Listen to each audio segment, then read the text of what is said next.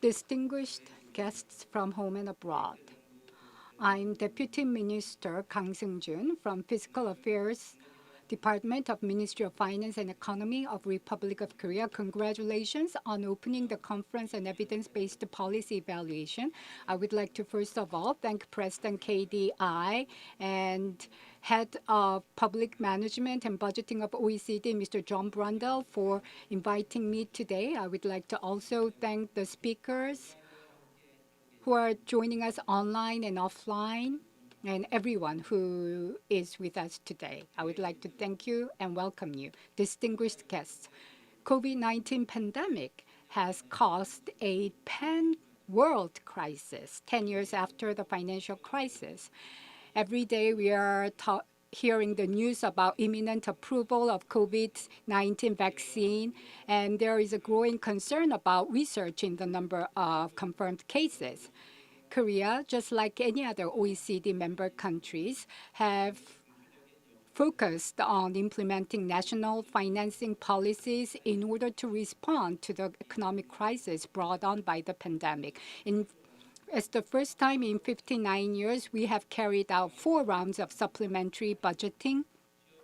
And we have also adopted expansionary fiscal management to help the vulnerable people and vulnerable profession to recover from the damage.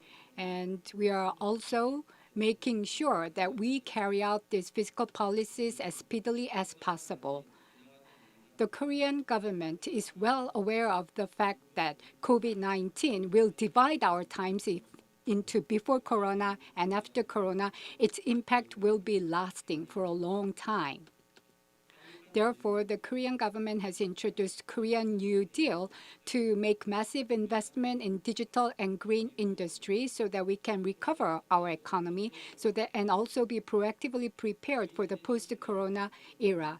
Last week, OECD has said that the fourth quarter's economic growth for major European countries are expected to register minus growth, and the real economy recovery is expected to be postponed.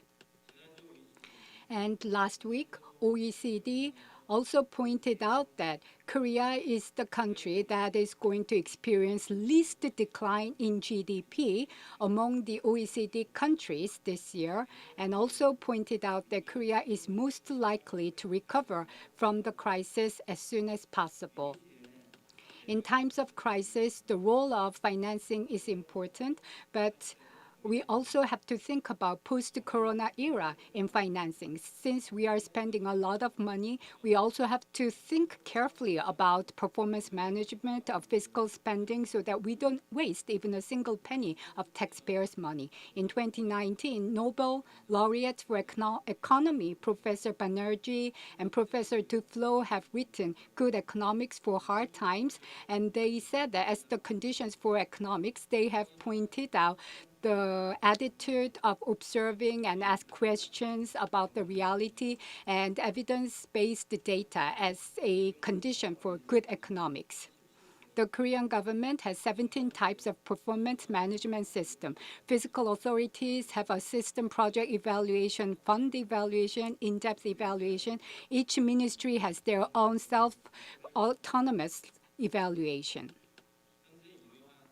Such fiscal project evaluation has taken firm root, but in many ways we lack in administrative data and cost and time to come up with objective data. So instead of doing empirical data-based data evaluation, we have relied often on the subjective or qualitative ways of assessment.